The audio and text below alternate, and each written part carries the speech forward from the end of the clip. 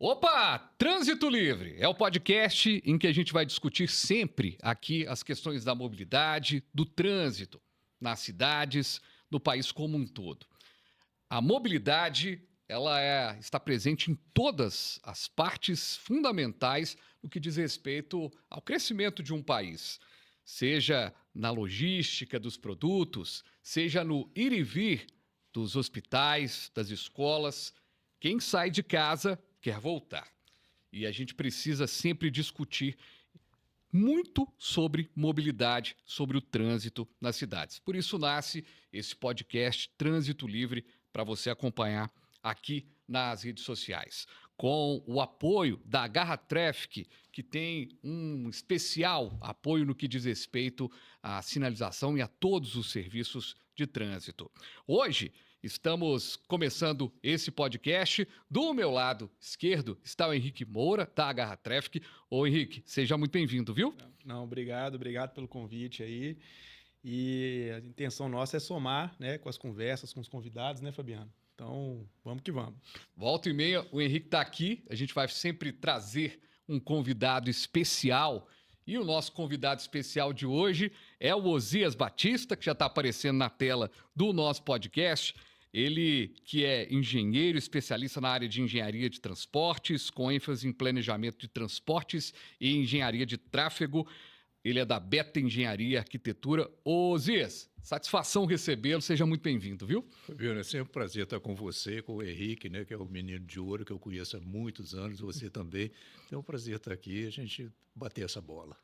Muito legal. Ô, Osias, a mobilidade, para a gente já começar aqui falando um pouco, né, do que acontece na mobilidade como um todo nas grandes cidades.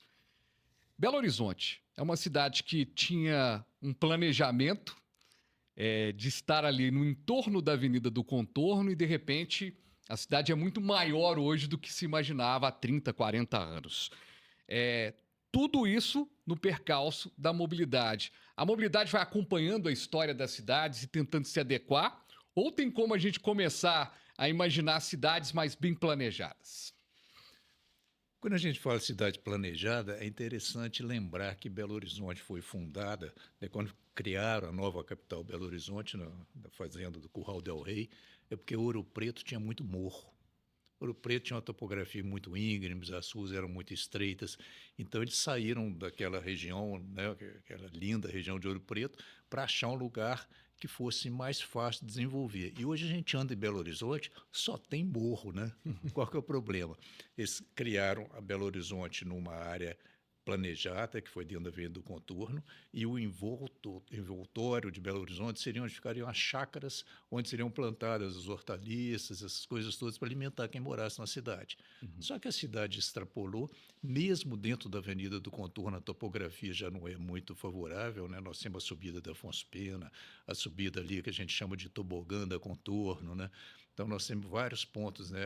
A praça, a subida da Bias Forte, chegando na Praça da Liberdade. Então, a gente já vê que a topografia já não era lá essas coisas, né?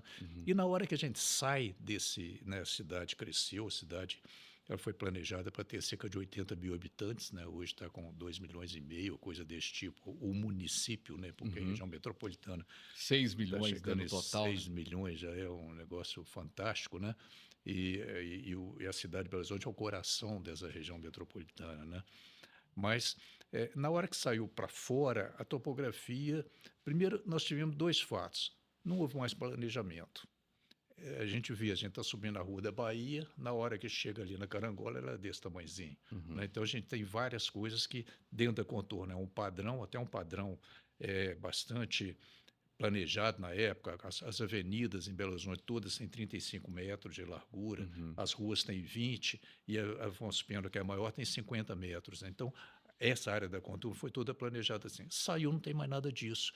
E o que acontece? Quando eu começo falando lá da topografia, Belo Horizonte tem praticamente alguns tipos de via, né? Nós temos os vales, e como a região é muito montanhosa, você tem o vale entre as montanhas, onde seguem os córregos, onde vão as avenidas de fundo de vale. Você tem as avenidas de crista, tipo a Raja Gabaglia, que andam em cima da crista, e você tem a travessia de um vale para o outro. Então, praticamente tudo em Belo Horizonte segue o fluxo da água. A água cai e toda ela verte para o Arrudas, que é a parte baixa da cidade, onde fica a área central. Então, o tráfego acabou ficando a mesma coisa. Todas as vias foram desenvolvidas nesse sentido. E esse desenvolvimento da cidade deu, e além de ter essa topografia, não existia um planejamento dos loteamentos. Então, aprovava-se um loteamento com um desenho assim, um outro com um desenho assim. Então, a gente vê vários loteamentos que, na hora que eles se encontram, é uma confusão danada. Ninguém consegue se entender. Uma rua chega assim, sai a outra torta, sai uma para cá, tem um lugar que a rua sai outra. Então, esse fato de ir indo liberando as vias, e já liberando com uma visão dos anos 20, dos anos 30, ou seja, rua de 7,5 de largura, ruas numa declividade muito alta. Então, o que aconteceu? Belo Horizonte saiu da contorno, ela é terrível. Pois é, Henrique, e você, quando analisa, por exemplo, Belo Horizonte, é legal a gente falar do Maio Amarelo, que é o tema aqui que a gente abre, mas falar de Belo Horizonte porque Belo Horizonte é uma cidade que nasce bonitinha, planejadinha, certinha, e de repente ela sai dos conformes. Aí, claro que a gente também tem o exemplo de Brasília, que é outro grande, né? Um distrito que nasce planejadinho, que por causa da região metropolitana, das cidades satélites, também teve uma modificação. É um desafio grande de pensar as cidades. Né? É um desafio e assim, hoje, por exemplo, uma das demandas que a gente mais recebe, né? A gente estava há pouco tempo agora lá no evento da MM e prefeito, secretário, perguntando sobre o tal do semáforo inteligente, né? Como se de repente aperta um botão e todo o sistema se autorregula e resolve tudo, né? E assim, claro que tem muita coisa da engenharia aqui, o doutor Osias passou brevemente sobre alguns desafios que a cidade enfrenta e que não se pensa muito isso antes de resolver um caso de semáforo, né? Então, a gente passa por... Vamos citar o exemplo aqui de Belo Horizonte, né? Que, vamos modernizar, vamos colocar um semáforo assim, assim, assado. Poxa, legal, um sistema de tempo real, semáforo inteligente. Tá, mas qual o sistema? Então, por exemplo, tem sistemas hoje que foram concebidos para grandes corredores, né? E aí, quando você chega numa situação como o caso da área interna da contorno, talvez esse sistema não seja o adequado. Então a gente vai colocar 2 sistemas. Então, para a parte de tecnologia, né, e a gente que trabalha com isso, a gente sofre para tentar ajudar o cliente, porque também muitas vezes nem o cliente sabe o que ele quer. Né? Então, ele simplesmente, eu quero meu problema resolvido, mas toda essa parte da cabeça pensante, ele sofre. Né? Então, eu vejo que às vezes o trânsito ele sofre uma evolução com o tempo, as cidades vão crescendo com o tempo, e a mentalidade muitas vezes não acompanha. Né? Então, é um desafio, eu digo, não é só nosso aqui, mas principalmente para pessoas profissionais como o doutor Osias aí, que deve receber algumas demandas aí que são praticamente impossíveis de resolver, né? É muito desafiador, né? E nessa de ter demandas impossíveis de resolver, qual foi a situação mais inusitada, assim, professor, que já teve, assim, gente, não tem como fazer. A pessoa, sei lá, a pessoa estava ali na gestão, né, da cidade, do município ali, e, eu queria que acontecesse isso, fizesse isso e resolvesse o meu problema. Já teve isso, assim? O tempo todo. Porque tem umas curiosidades em termos de trânsito. Né? Primeiro, a tecnologia é muito rápida.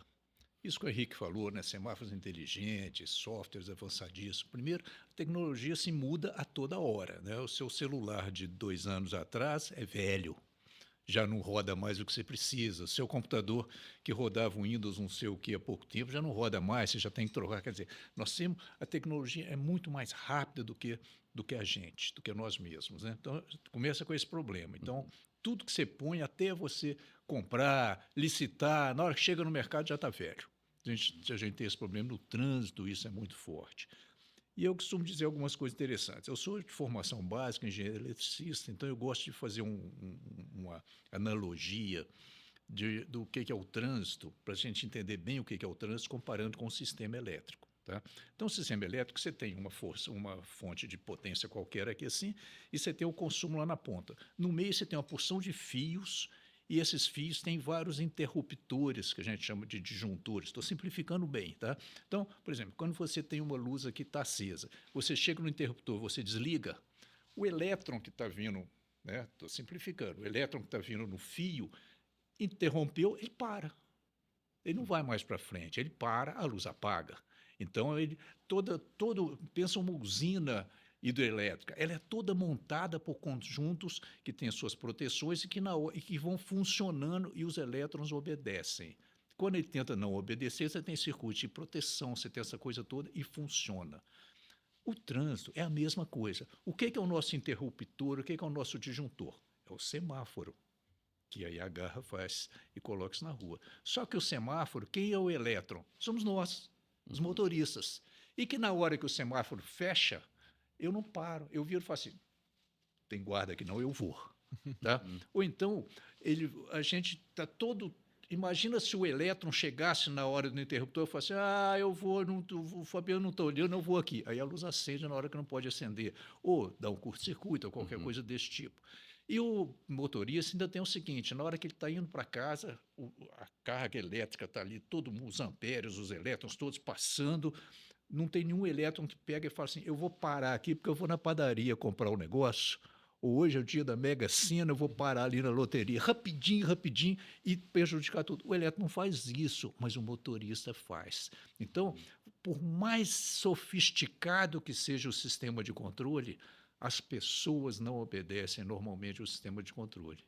E aí nós temos uma cidade dificílima de você planejar, porque tem alguns fatos interessantes. Nós fizemos uma vez, muitos anos atrás, resolveu que tem que ouvir o povo, nós vamos ouvir o povo, então tinha que colocar mão única numa determinada rua, né? Então, fizemos todos os estudos para colocar a mão, e aí tem que chegar e ouvir a comunidade. Aí tinha 3 alternativas, mão única para um lado, mão única para o outro lado e mão dupla. Empatou. O que você faz? Empatou. Como é que você decide isso? Então, assim, as cabeças são muito diferentes, né? Então, a grande dificuldade do trânsito não é a tecnologia, não é o espaço, é principalmente o ser humano. Daí a importância do Maio Amarelo. Pois é, e nessa questão da pessoa, de todo mundo estar envolvido, aí eu faço uma pergunta para vocês dois que estão cada um numa ponta fazendo um trabalho voltado à mobilidade. Se o ser humano que está na ponta, ele é uma fundamental, por que a gente ainda não tem nas escolas a disciplina de trânsito, de mobilidade, o antigo estudo social em que as pessoas iam para a Transitolândia, ali na Gameleira? Por que isso se perdeu, Aziz? Na realidade, no Brasil, nós não estamos precisando especificamente de aula de trânsito, nós precisamos de aula de cidadania. O trânsito é um reflexo da falta de cidadania. Eu te dou um exemplo, né?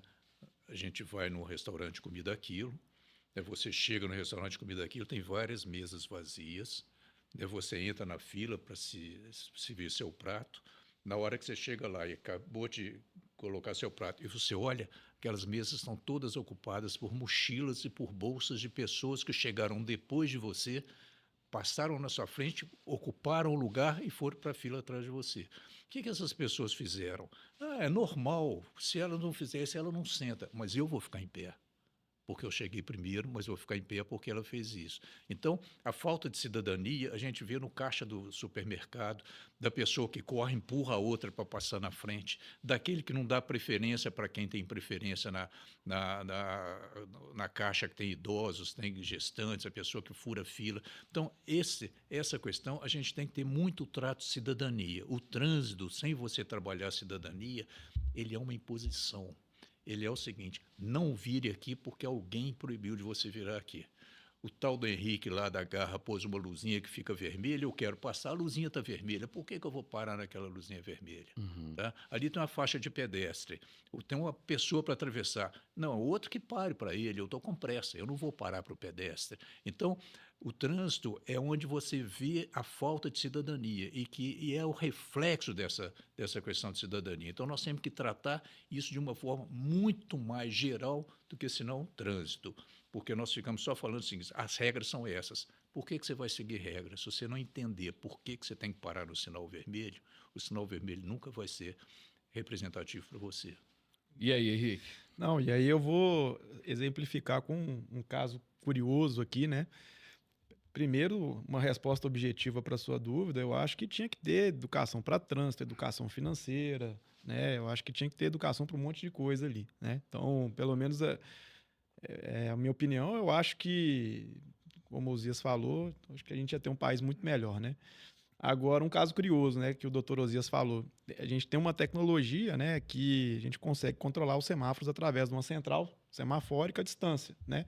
Então, com isso, a gente nos permite atender vários municípios de forma remota e em forma em loco também, né? E aí uma questão curiosa é que às vezes um cliente liga para a gente e fala assim, ó, a rua tal, o pessoal está queixando que está com pouco tempo. Aí, tudo bem, a gente manda a equipe lá para ver se está com pouco tempo, apesar de que qualquer solicitação de mudança de tempo de semáforo, a gente sempre analisa com muita cautela, dependendo do caso, se for uma malha, né, de várias ruas, de várias vias, tem que ser feito um estudo, né? E geralmente a prefeitura não tem condição de fazer esse estudo e pede para fazer uma mudança pontual. E muitas vezes a gente chega no local e vê que o caso é o inverso, está com tempo sobrando de verde. Né? Fala assim, está com verde aqui e não tem carro passando. E muitas vezes a gente vê que às vezes, uma demanda específica de uma pessoa específica que não gostou de, num determinado ciclo do semáforo, ficar parado ali 5, 10 segundos a mais e foi lá num secretário de trânsito se queixar. E aí, a gente muda o tempo ali, não muda? O que a gente faz? Né? Então, fica em compensação, nesse caso curioso, por exemplo, a gente recebeu essa reclamação tem umas 2 semanas, era uma rua, esquina com uma avenida, e queria que desse mais tempo para a rua. Né? E a avenida ela faz parte de uma onda verde, sincronizada e tudo mais, no horário de pico. Então, assim, tudo bem, como que a gente faz, né, nesse caso? Tem que fazer uma resposta para o secretário para ele responder aquela pessoa que reclamou e muitas vezes até um vereador, né? Vereador tentando resolver um problema de trânsito. Então, fica uma situação muito delicada para o Poder Executivo, né? Para a gente, prestador de serviço, porque às vezes as pessoas não entendem o todo, né? E só para complementar, eu acho que o estudo ele ajuda muito nesse tipo de decisão, porque as decisões elas então vão ser baseadas em números, em estudo, né? E não em achismo, porque um pediu, o outro reclamou, sabe? Então, eu acho que o número ele acaba vencendo o debate, né? E, ao invés de uma opinião do A ou do B para a questão do trânsito, sabe? Maio Amarelo, né, gente? A gente falando aqui sobre essas possibilidades todas do trânsito e a gente vê que a situação tem uma música do Charlie Brown Jr. que fala não tão complicado demais, mas não tão simples assim. É mais ou menos isso? O trânsito, as pessoas que estão no dia a dia não têm a mínima ideia de que há uma complexidade para fazer aquilo acontecer e como o professor Zias falou, de repente uma pessoa que foge essa regra, ela quebra todo um contrato social ali do trânsito. Vou responder com outro exemplo de uma outra cidade que nos pediu para colocar todos os semáforos no piscante a partir de meia-noite. Numa onda verde que tinha de madrugada, né, com limite de velocidade e tudo mais, de repente pede para colocar tudo no piscante. Não é porque é uma queixa porque eu fiquei de madrugada muito tempo parado no semáforo vermelho com medo de acontecer um assalto, alguma coisa. Não, simplesmente coloque no piscante. Tudo bem, a gente pede para formalizar, né? Porque a gente não tem poder sobre a via, quem tem é o município, né? Então formaliza, ninguém formaliza.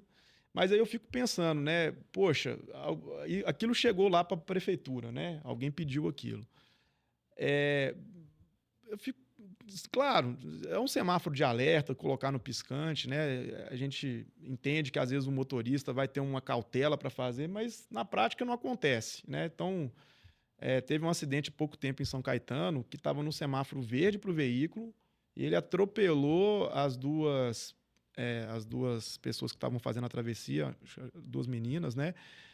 Como se fosse assim, foi um desastre, né? E o semáforo verde. Então, você imagina no piscante como que fica. de madrugada, onde você não tem trânsito, não tem congestionamento. Então, às vezes, você pega uma pessoa imprudente que quer fazer uma roleta russa ali e vai. E o que mais me surpreende é que foi um projeto de lei que foi aprovado pela Câmara para colocar semáforos no piscante de madrugada. E que até onde eu sei, né, não poderia, não tem esse poder, né, de legislar sobre o trânsito. Então, assim, respondendo né, a curiosidade, acho que talvez muita coisa é simples, mas para você atender todos os interesses, aí você cai num mar de complexidades, né? O interesse do legislativo, da população, de uma pessoa influente na cidade, e aí você cai no mar de complexidade. Porque o Código de Trânsito está aí, o Manual Brasileiro de Sinalização está aí, os números, a engenharia está aqui. Então, na teoria é simples, na prática é complicado. Pois é, é isso, tipo, parece... porque quando a gente olha, por exemplo, o próprio carro, né? Ele é feito de uma tecnologia, né, professor? Que a gente se habituou à facilidade dele, né? De ligar o carro e sair. Mas ele é feito de toda uma engenharia, de toda uma arquitetura para que ele aconteça ali. O trânsito é a mesma coisa, né? Trânsito, você tem toda a parte da engenharia de tráfego, né, que você estuda, tem um milhão de fórmulas, algoritmos e coisas para você calcular como que as coisas acontecem. Todas elas subordinadas ao comportamento do ser humano. E aí tem uma coisa interessante, Fabiano, que eu tenho reparado, que eu tenho usado muito dois exemplos recentes para a gente entender o que está acontecendo no trânsito. Nós tivemos as enchentes em Porto Alegre. Foi um exemplo de solidariedade, né? Tinha um menino amigo da minha enteada, trabalhava lá na Secretaria da Fazenda do Estado. A secretaria foi alagada, os computadores todos parados, então todo mundo que não teve sua casa atingida, em tese, ficaria em casa. O que os funcionários fizeram voluntariamente? Eles desciam no horário de trabalho deles, sem controle de ponto, sem nada, no horário de trabalho deles, iam lá para distribuir comida, para ajudar na retirada das pessoas que estavam atingidas, para ajudar a distribuição de água, de remédios, todos eles por conta própria fazendo isso. O Brasil inteiro se mobilizou numa solidariedade fantástica. Claro que houve uma série de aproveitamentos políticos, mas tirando isso, né, houve um movimento de solidariedade muito forte, porque todo mundo se identificava com a pessoa que estava atingida. Então, isso foi uma coisa muito forte.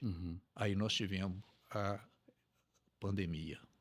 A pandemia, todo mundo falava assim para você, fica em casa, usa máscara, não chega perto do outro, não anda de ônibus, porque o ônibus tem outras pessoas.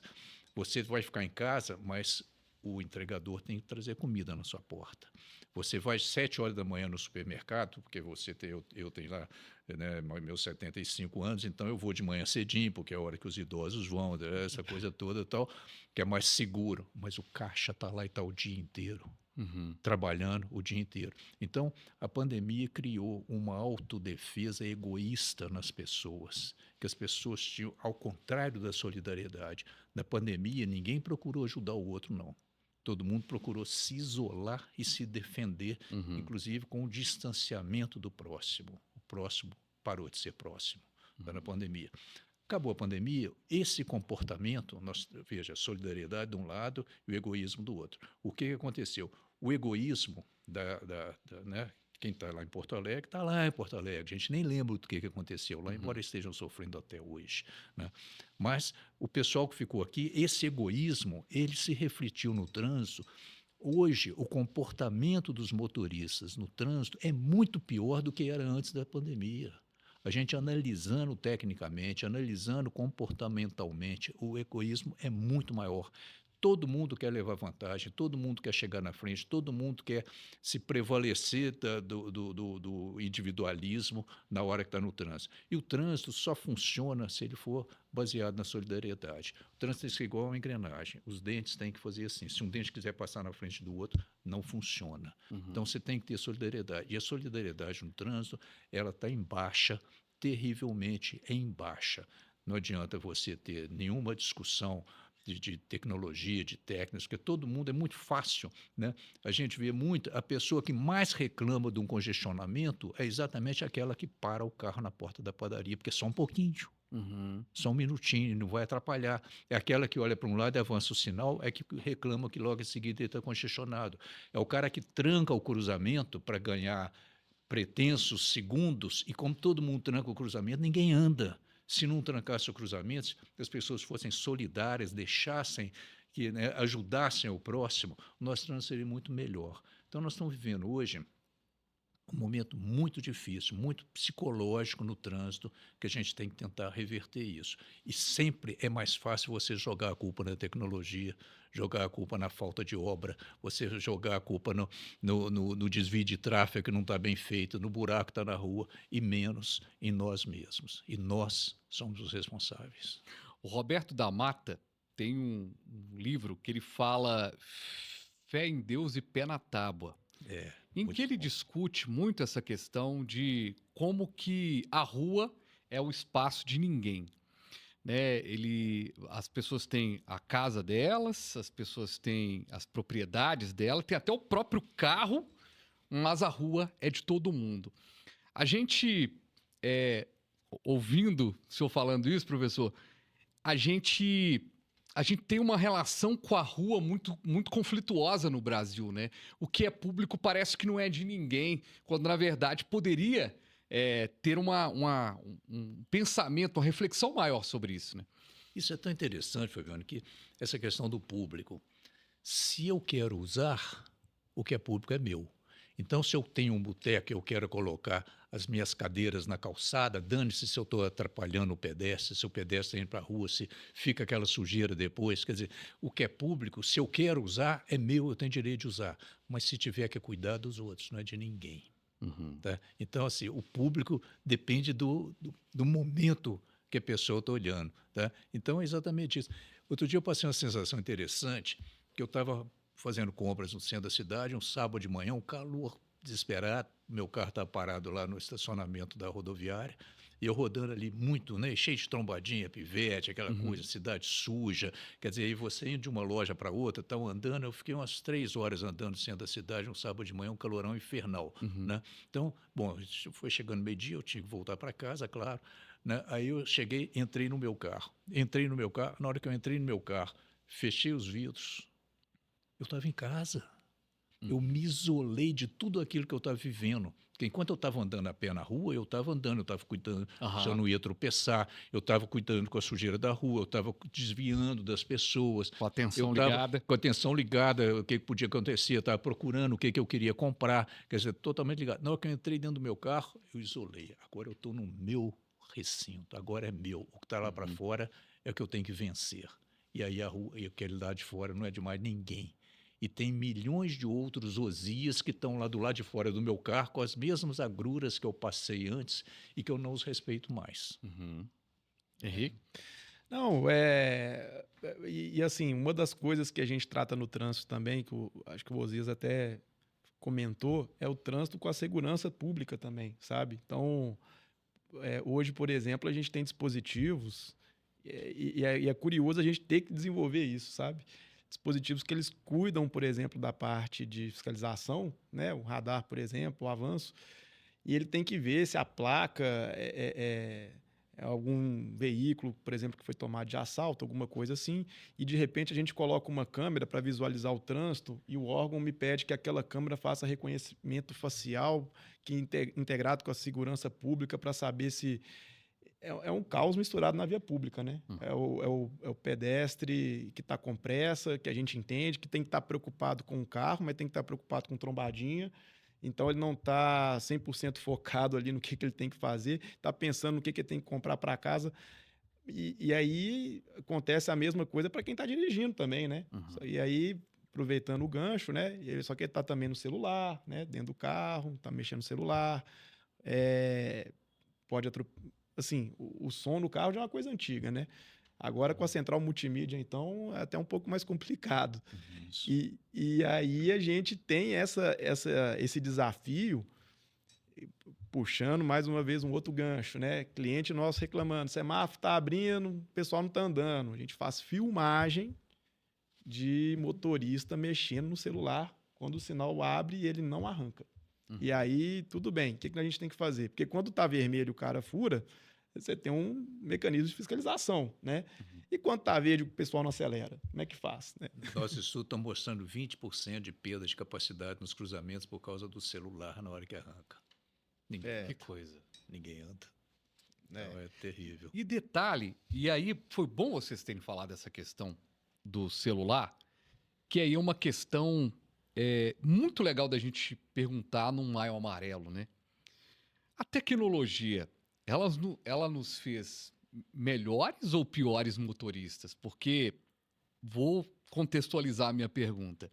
Antigamente você pegava um taxista em Belo Horizonte e o cara tinha conhecimento de cidade. Então ele sabia que ele tinha que entrar para determinado lugar. Eu me lembro que quando eu trabalhava na Band, a gente tinha uma época que a gente ia de táxi, tinha uma parceria lá de táxi. Eu me lembro várias vezes de eu voltar de matéria e o taxista me salvar, para eu conseguir chegar na pauta. Cara, tem que rodar. Ele entrava numa rua ali, conhecia a cidade. Hoje, quando você roda, com os motoristas de aplicativo, por exemplo, às vezes é aquela função que ele faz há pouco tempo, estão todos muito reféns de um GPS, de um Google, de um Waze, e não tem o conhecimento da cidade. E vou te falar que às vezes nem o conhecimento da direção, porque às vezes está dirigindo e não tá prestando atenção no mapa, ele está seguindo um mapa, não está olhando a cidade. Pioramos ou melhoramos com a tecnologia? Para ver se tem radar, Para ver se para tem ver se tem radar. polícia, porque Exato. o documento dele não está em dia, Exato. para desviar a rota. Tem tudo isso. Tem. Mas pode responder aí, doutor Osias, depois eu... É isso aí, Fabiano. É uma situação complexa, né? Porque facilitou muita coisa, melhorou muita coisa. Esses algoritmos de roteamento têm uma vantagem muito legal, que ele tira as pessoas dos congestionamentos, né? Então você tem melhor produtividade no trânsito, porque não está todo mundo preso na Avenida Amazonas, tem muita gente, né? O camarada já de longe ele já pega um percurso alternativo, diferente, né? Para não passar ali, porque quando você está andando de carro, você só vê o congestionamento na hora que você chega nele. Os algoritmos aí, o Waze, Google Maps e tais, eles já sabem daquilo e já te desviam de longe por um caminho para você não chegar lá e fazer isso. Então você tem todas essas vantagens. Ao mesmo tempo, os bairros estão infernais. Porque os bairros viraram ruas que eram locais, que eram sossegadas, viraram um desvio. Está todo mundo fugindo dos congestionamentos e entrando dentro das áreas residenciais. Santa Mônica, do lado de Los Angeles, proibiu a passagem de carros que não sejam da cidade. Porque para o cara desviar do sistema arterial de Los Angeles, estava todo mundo invadindo os bairros. Então, em alguns lugares, eles proibiram. O cara só entra naquele lugar se tiver o selinho de residente. Porque, exatamente, aí o Waze lá teve que tirar e bloquear aquelas vias, né? Aquelas vias. Quem vai em Orlando tem caminhos que o Waze te manda te dar uma volta gigantesca quando você tem um caminho muito melhor atravessando os parques.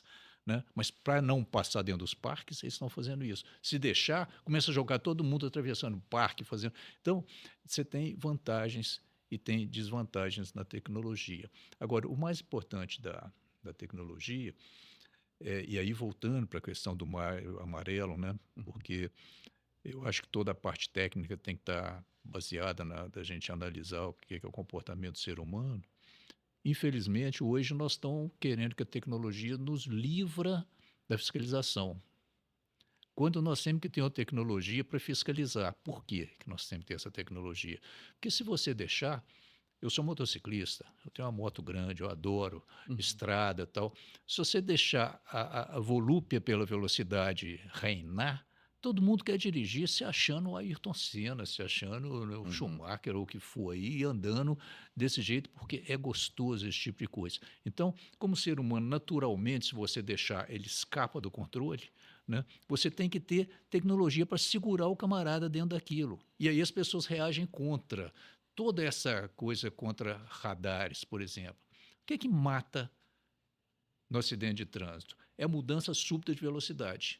Você está numa velocidade alta, de repente você bate, é uma mudança súbita de velocidade que você vai em direção às coisas, os seus órgãos lá dentro se comprimem, você se deforma, né, por causa da mudança súbita de velocidade. Então, quanto mais baixa for essa velocidade, menor é essa mudança súbita que tem no caso de acidente. Mais tempo de reação você tem, maior capacidade de domínio do carro você tem.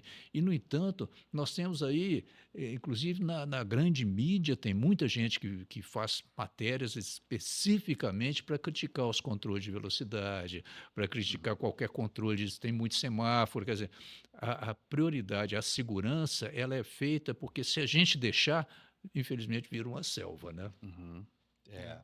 O homem da sinalização pode falar para a gente como que a gente pode transformar a tecnologia em algo favorável para justamente ajudar o sistema de trânsito e não atrapalhar. Né? Não, eu vou complementar, assim, hoje uma das soluções que que as prefeituras também têm buscado é justamente o que eles chamam de... A BH Trans usa como COP, né? A gente chama de COI, Centro de Operação Integrado.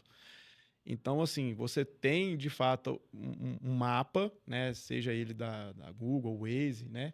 Que contém todas as informações, mas com outros dispositivos e centrais que a prefeitura tem de forma interligada. Então, assim, eu consigo descobrir, por exemplo, se um cidadão ou se uma gama de pessoas, né? Quanto tempo ela está demorando do bairro dela até o centro, até o local de trabalho, se tem mais pessoas nessa condição, e de repente, tudo pelo telefone, né? E de repente, se ali não cabe, por exemplo, uma linha de ônibus a mais, né? Antigamente tinha que fazer aquelas pesquisas de origem e destino, né? Um negócio bem mais caro e complexo de ser feito. Dentro desse mapa, você consegue, igual o doutor Osias falou aqui, falar assim, olha, não quero que faça rota por aqui, por ser uma zona insegura, por ser uma zona de trânsito que eu não quero congestionar, né? Então, você tem, de fato, mecanismos para inibir certos excessos, né? A questão também vai no seguinte, a prefeitura, né, ou o Estado quer investir nisso, vale a pena...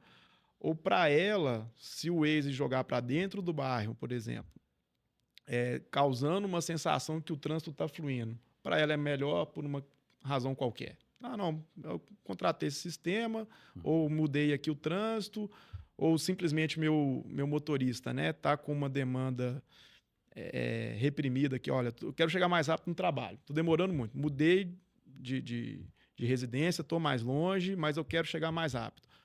De repente eu uso um aplicativo, eu falo muito do Waze, mas hoje tem vários, né? Tem o TomTom, tem o da Apple, tem vários.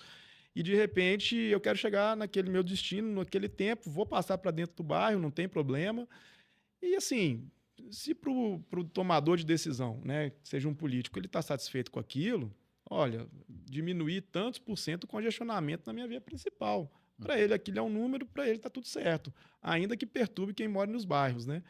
Então, a não ser que alguém vá lá de uma associação de bairro reclamar com ele, com o secretário, aquilo vai continuar. Agora, é uma tendência mundial também, né? Porque hoje, por exemplo, tem aplicativo de GPS na China, não sei precisar exatamente como que funciona, que ele te fala até o tempo do semáforo, né? Quanto tempo de verde ele tem até abrir. Então, você está vendo o tempo do contador regressivo hoje, você está vendo no seu celular E aí entra uma outra questão de insegurança no trânsito, se alguém vai furar semáforo por conta daquilo, se diminui a ansiedade de motorista, mas hoje você tem isso, né? Então, eu acho que tudo vai de como que se usa a tecnologia. A gente está falando muito aqui de engenharia, de sinalização, de comportamento. Recentemente, conversando com uma especialista lá do DR, né, sobre trânsito, fazer uma matéria e estava lá batendo um papo e eu fiz uma pergunta interessante que virou até uma matéria, a gente fez uma matéria também, falando que, ainda nessa linha do motorista, né, será que não tem muita gente que está dirigindo hoje que não deveria estar? Por questão psicológica, por questão técnica, né? A gente percebe muitas pessoas têm uma dificuldade enorme de dirigir. Para além do desrespeito, professor, do desrespeito às regras, né? A pessoa que vê um sinal vermelho e vai passar pelaquele sinal vermelho porque o Osias não está observando, o Fabiano não está observando, o Henrique não está observando. Mas a gente também a gente poderia melhorar essa preparação desse motorista que chega na ponta? É aquela velha história da autoescola que não tem nada a ver com a realidade?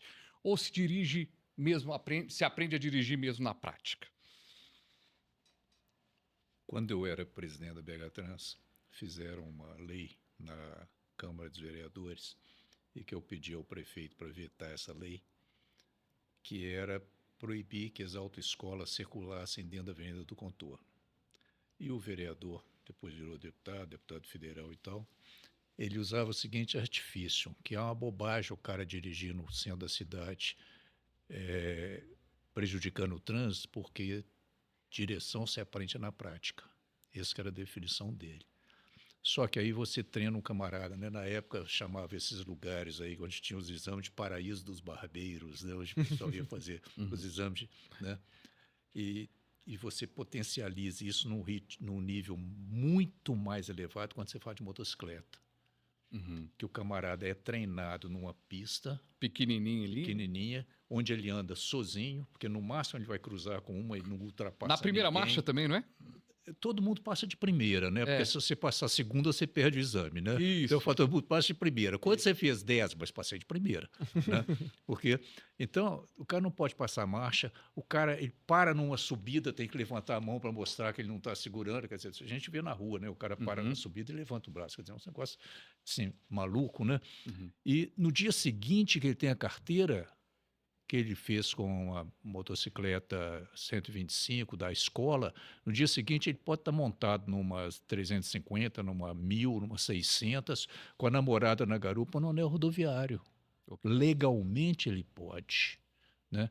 E no trânsito... Uma fase muito rápida. Né? No trânsito a mesma coisa. É preferível que o cara vá aprender sozinho na avenida ou que ele vá primeiro com um instrutor para mostrar o perigo do congestionamento, o perigo do trânsito rápido. Ele não pode treinar a estrada, mas ele vai para a estrada sozinho quando tira a carteira. Então, você proíbe de ter autoescola circulando com o aluno em estrada. Não é melhor você ter níveis? Quando ele chega num determinado ponto, aí ele vai treinar no trânsito pesado, vai treinar na escola, vai treinar essas coisas todas. E tem uma coisa que é muito difícil, que é o seguinte, as pessoas acham que dirigir é um direito. Não é um direito, é um privilégio. Voar de avião é um direito? Eu quero ter o direito de voar de avião? Não, é um privilégio. Para eu voar de avião, dados os riscos que você pilotar uma aeronave e decolar, aterrissar, dados esses riscos todos para o passageiro, então você tem uma peneira finíssima para o cara conseguir tirar um brevet.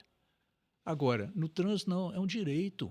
Então você vai dar direito para pessoas que têm uma série de deficiências, né, deficiências quanto à capacidade cognitiva e capacidade física de direção, porque ele tem o direito de fazer isso. Então você vai fazer uma série de coisas que você vai colocando no trânsito pessoas que realmente não estão preparadas, nem psicologicamente, nem tecnicamente, muitas vezes nem fisicamente para exercer aquela atividade. Isso é muito complicado, porque nós estamos num Brasil que hoje você tem que cuidar que todo mundo possa ter as coisas. E não é assim.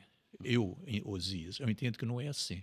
Você dirigir não só é um privilégio, como você tem que ter uma formação, você está com um equipamento que pesa no mínimo 1 tonelada, andando a 60 km por hora, no meio de vários outros, né? Onde qualquer coisa que você erre, você pode morrer ou matar.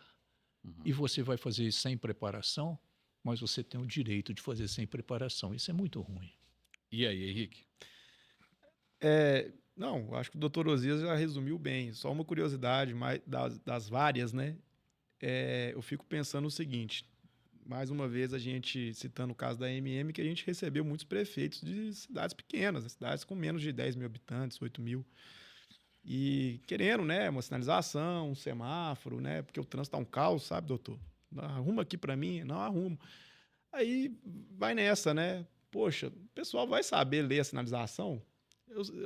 Esse pessoal tem carteira de motorista? Quantos % tem carteira de motorista? Porque não tem fiscalização, não tem uma guarda municipal, não tem nada. Não tem guarda de trânsito. Às vezes o trânsito nem municipalizado é. Então, assim, vai adiantar e se colocar, vai dar o resultado que o gestor público quer, vai resolver.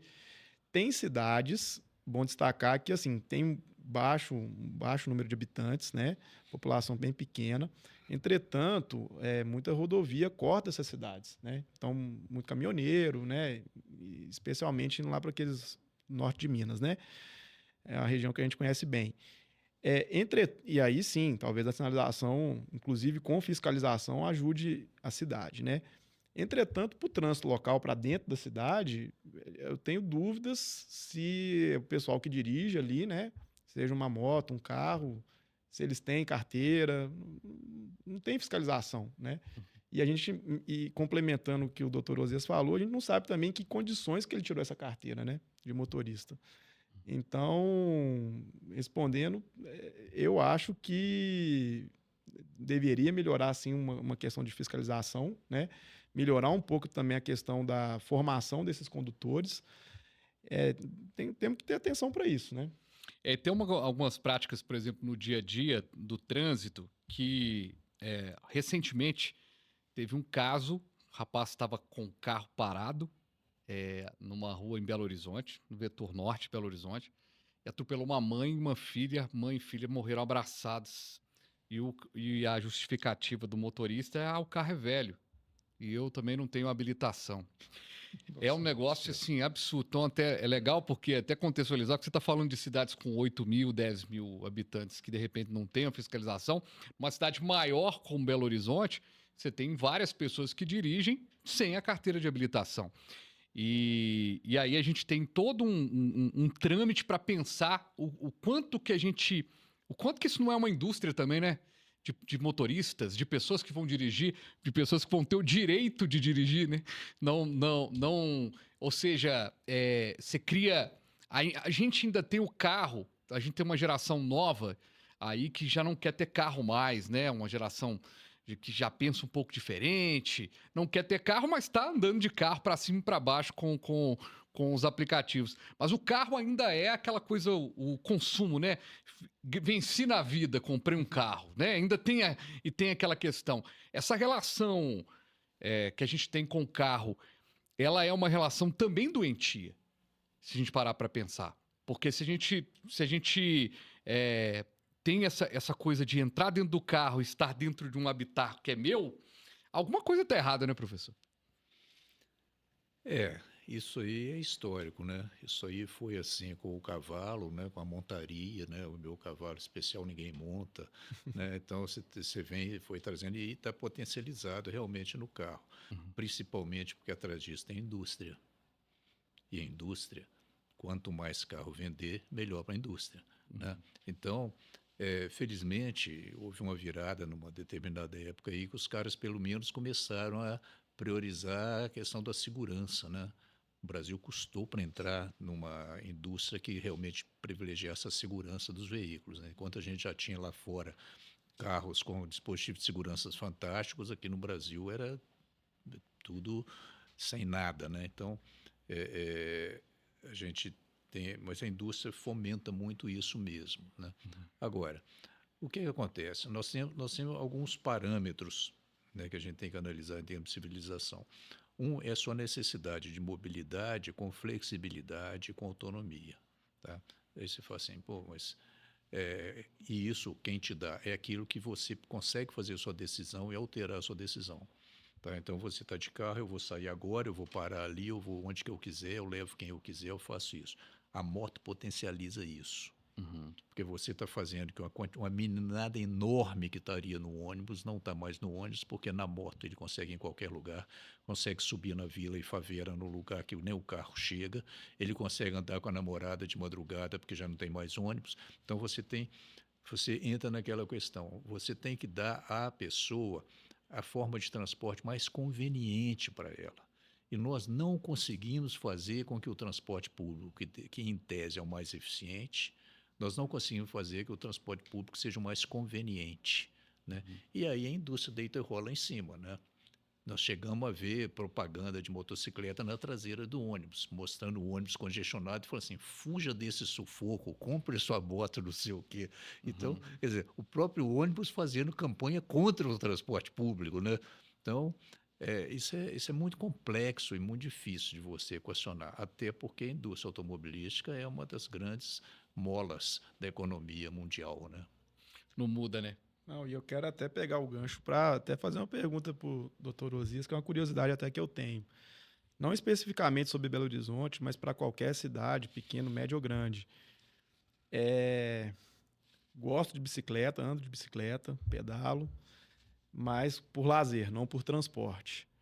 E a gente tem visto essa tendência de cidades, né, de dar acrescentar esse modal de transporte dentro, né, com construção de ciclovias e tudo mais. E eu queria, assim, entender, pegar a opinião do senhor da seguinte forma. Talvez, imagino eu, se for comparativamente com o ônibus, aquela faixa ali vai transportar menos pessoas de um lugar para outro, mas talvez é o meio de transporte que a pessoa tem, né? Então, assim, olha, eu não me sinto, né, confortável em pegar um ônibus, o ônibus vai fazer uma rota que vai demorar a chegar no meu destino, não quero ter carro, não quero gastar com aplicativo, e aí, em compensação, você está tirando uma faixa, ou um pedaço de uma faixa de rolamento, que poderia ser de transporte público ou de carros, para dar para a bicicleta. É uma questão válida, não é? Ajuda o município, não ajuda, ou depende? Isso é uma pergunta muito maldosa, porque é muito difícil de ser respondida, né? A gente tem essa questão de como que a gente vai trabalhar as minorias, né? Na realidade, o ciclista é uma minoria, tá? Mas é uma minoria que só sobrevive se ela for respeitada e ela for bem tratada, né? Então, você tem uma série de lugares que a bicicleta é importante, a bicicleta é um meio de transporte importante. Tem alguns bairros de Belo Horizonte mais periféricos que você chega lá, você fica impressionado com a quantidade de gente andando de bicicleta para ir na padaria, para ir no trabalho, para ir na escola, para ir nos lugares assim. E você tem outros lugares que você só vê o ciclista ativista, né? Você não vê uma pessoa com a cestinha de compras ali, pedalando e andando para fazer compra. Você não vê isso. Mais comum no interior, né? Mas tem alguns bairros em Belo Horizonte mais distantes do centro que você vê isso, tá? Você vê isso. Então, esse equilíbrio ele é muito difícil de ser feito. O que me preocupa é que hoje nós temos, por exemplo, eu vi com satisfação, porque eu sou motociclista, né, que vai colocar a primeira motofaixa, né? O prefeito concordou em colocar na Via Expressa, ligando o Calafate à nossa Arena MRV, né? Nossa, tem muito carinho, muito trabalho que a gente fez lá junto com a Arena, né? Então, mas vai ter primeiro ciclomoto, a faixa de moto, né? Então, nós temos aí cerca de 14, 15% da frota é responsável por 36% das mortes ou alguma coisa desse tipo, né, no trânsito. Quer dizer, você tem... E toda vez que você fala que vai colocar uma faixa exclusiva para moto, todo mundo fala assim, não pode, que vai prejudicar o ônibus, não sei o quê. Mas nós temos essa mortalidade enorme de motocicleta e não temos uma política pública voltada para a motocicleta. Nós temos uma quantidade mínima de pessoas andando de bicicleta, mas para você fazer uma ciclovia, você pode apertar, você pode tirar o estacionamento, você pode fazer o que for. Então, eu acho que esse equilíbrio ele tem que ser bem feito. Porque é claro que o cicloativista, eu admiro muito as pessoas que andam de bicicleta e que lutam para ter bicicleta, eles têm uma voz muito forte e é muito lúdica a voz dessas pessoas. A motocicleta não. A motocicleta é o cara da construção civil, é o motoboy, é o cara do comerciário que está andando de moto. E que na né? prática é o estudante. já está andando, né? Entre as faixas. Já está andando e morrendo. É uma questão só de se regulamentar aquilo. Então, né? assim, esse equilíbrio, eu acho que a nossa sociedade não chegou ainda. Principalmente numa cidade como Belo Horizonte, que não tem vocação de bicicleta por causa logo do nosso começo lá, por causa da topografia. Então, nós temos ciclovias aí que são faixas de caminhamento de pedestre, porque o ciclista não sobe. Então, a gente tem essa coisa toda. Acho que nós não chegamos ainda no equilíbrio de como que a gente deve tratar a bicicleta em Belo Horizonte, não. Tratamos mal. Tá? Sim. Eu me lembro de estar numa formatura lá em Ouro Preto, e aí o rapaz comentou na parada, falou assim, ele comentando lá, sendo orador, né, da turma, que quando ele saiu, Ouro Preto é uma cidade que muita gente é uma cosmopolita, né, ou seja, vai todo mundo de outros lugares, né, porque é por causa das universidades e tudo. E aí ele fala que a mãe dele, a primeira, chegou, né, para estudar lá, farmácia, se eu não me engano. E a primeira coisa que ele ganhou foi um. Como é que chama lá aquele.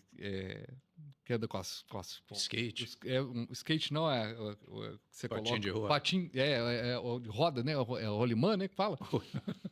Aí, cara, ele falou assim: como é que eu vou usar isso aqui, mãe? Não tem jeito, não. Já vi aqui e tal. Ele narrava isso, né?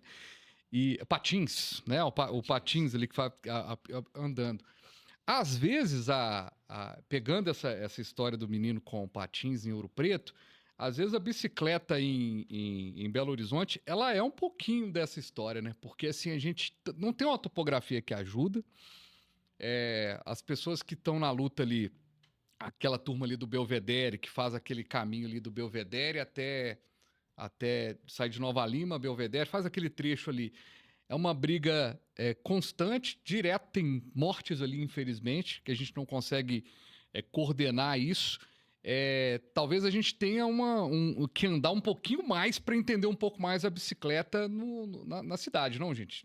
Mas a gente tem que dividir, né? Porque você tem a bicicleta como meio de transporte. Uhum. É o cara que vai trabalhar de bicicleta, vai para a faculdade de bicicleta. Aí é preciso ter bicicletário, é preciso ter chuveiro. Uhum. Não adianta você chegar suado no trabalho e ter que trabalhar todo suado. Uhum. Você tem que ter uma infraestrutura que, infelizmente, ela é precária na maior parte dos lugares.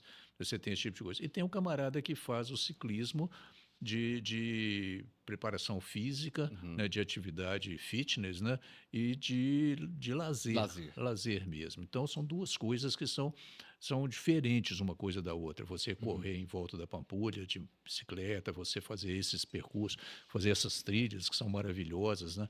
Você sair para a estrada. Então, você tem que respeitar que tem esse pessoal, mas é um pessoal diferente. Tem que ter um tratamento para esse cara, porque não dá para ficar do jeito que está. A quantidade de acidentes terríveis que a gente vê não pode acontecer. E esses caras estão fazendo uma coisa que socialmente é muito boa para muita gente, você andar de bicicleta. Quanto mais gente fizer esse tipo de esporte, melhor é a saúde, menos atendimento médico você vai ter, essa coisa toda.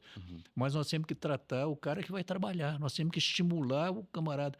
Eu me lembro, quando era rapaz, que a Bel Mineira, na cidade industrial, tinha um bicicletário que ficava assim, 500 bicicletas paradas lá, que todo mundo ia do Barreiro, né, de bicicleta para lá. Hoje você chega lá, não tem. Não tem, porque o cara não consegue andar, porque como é que ele vai andar de bicicleta na Via da Amazonas, da Vissarnof, no meio daquela confusão toda? Não vai. Então, bicicleta ainda tem uma frase que é o seguinte: não tem ciclista porque não tem ciclovia, mas não faz ciclovia porque não tem ciclista. Qual é o equilíbrio disso? Muito bom. A minha provocação deu certo agora, eu quero a sua opinião também. É complicado, né? Porque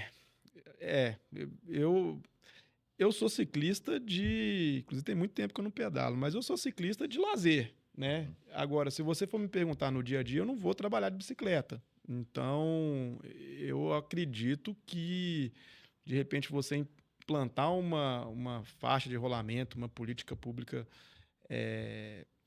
eu acho que tem que ser mais voltado numa questão da educação que a gente estava conversando mais cedo. Então, por exemplo, se eu pegar a Tereza Cristina, do lado da minha empresa, tem uma ciclofaixa. Em determinado momento, ela para. E aí, eu, ciclista, estou numa condição insegura.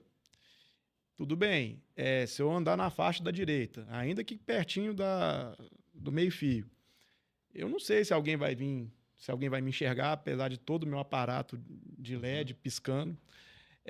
O pessoal passa colado comigo, buzina, xinga. E assim, e eu não estou no horário de pico, eu estou umas 8h30 da noite, né? Então a ciclovia me protege, mas poxa, você é a favor, aí vou pegar o gancho da Arena MRV, você é a favor de botar Poxa, quando eu vou no jogo do Galo, cara, tirar uma faixa para colocar uma ciclovia, né? Acho que é complicado. A moto é diferente, né, doutor? Porque a moto, igual o senhor falou, vai muita gente, é um modal de transporte de trabalho, pessoal que desloca para trabalho e que trabalha com a moto, né? Os entregadores e tudo mais. Mas eu acho que vai pela educação. Eu vou nessa daí. Ô, gente, o papo foi bom demais. Acho que a gente conseguiu dar aqui um panorama, né? Uma visão aqui interessante sobre mobilidade, sobre trânsito, sobre comportamento do homem, né? Da pessoa no dia a dia no trânsito. Osias, quero te agradecer demais pela presença aqui. Como é que a turma te acha para te convidar aí para trabalhos, para palestras, para falar sobre trânsito? A gente tem a empresa, né, a Beta Engenharia e Arquitetura, que a gente trabalha com engenharia de tráfego e transporte desde muitos anos, né? A gente já tem mais de 20 anos essa empresa, né, que tem uma expertise bastante legal para trabalhar, trabalhando demais com empreendimentos privados, trabalhando com projetos, trabalhando... Então, assim, procurando na internet Beta Engenharia e Arquitetura, vocês me acham com toda certeza. Osias, obrigado, viu, querido? Valeu mesmo pela participação aqui com a gente. É um prazer. Henrique, obrigado mais uma vez pela parceria. Quem quiser te encontrar aí para continuar esse assunto, continuar entendendo aí um pouco mais também do trabalho da Garra, como é que faz? garratraffic.com, no Instagram, site www.garratraffic.com, sem o BR. Tem lá todos os trabalhos que a gente faz, todas as tecnologias que a gente tem, né? Então, uns estudos de caso interessantes. Então, às vezes, o município quer entender se tem alguma coisa que é aplicável a ele, tem tudo lá. Muito bem. Trânsito Livre Podcast. Estivemos aqui com o Henrique Moura, com Osias Batista. A gente falou sobre mobilidade. Você acompanha também todos os nossos canais. Mais detalhes sobre mobilidade, sobre o trânsito, sobre a sua postura, sobre o poder público, sobre tudo que pode mudar de alguma forma a mobilidade do país. Até o próximo. Valeu!